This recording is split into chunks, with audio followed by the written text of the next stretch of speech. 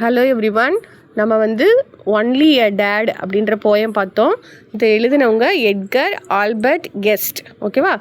அப்பா வந்து டேட் வந்து கெஸ்ட்டை போய் கூப்பிட்டு வந்தாங்க அப்படின்னு ஞாபகம் வச்சுக்கலாம் அந்த ஆத்தர் நேமுக்கு. இதெல்லாம் அலிட்ரேஷன் எப்படி கண்டுபிடிக்கிறதுன்றதை பார்க்க போகிறோம். ஓகே அலிட்ரேஷன் எப்படி கண்டுபிடிக்கிறதுன்றதை பார்க்க போகிறோம்.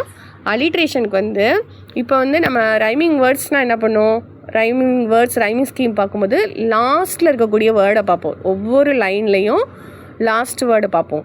இப்போ அலிட்ரேஷனுக்கு என்ன பண்ணோன்னா அந்த ஒவ்வொரு லைனுக்குள்ளேயே நம்ம பார்க்க போகிறோம்.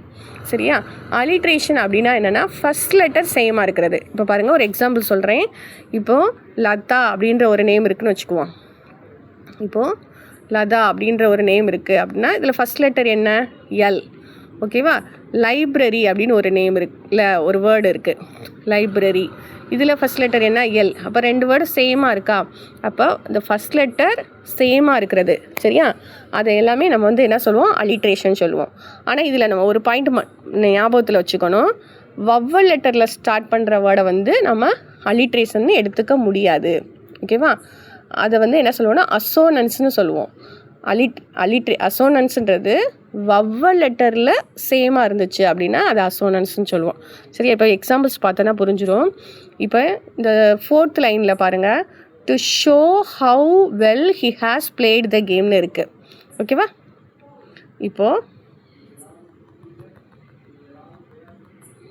பாருங்க, to show how well he has played the game.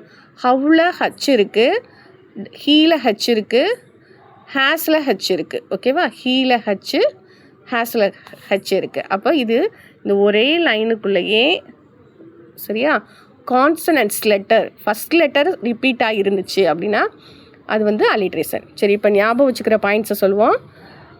Alphabet இருக்குல்ல, ஏபிசிடி இருக்குல்ல, அதில் ஏஇஐஓயு இந்த 5 லெட்டரை தவிர மித்த எல்லா வேர்ட்ஸ்லையும் ஃபஸ்ட் லெட்டர் ஸ்டார்ட் ஆகிருக்கணும். அது சேமாக இருக்குது அப்படின்னா அது அலிட்ரேஷன் எடுத்துக்குவோம்.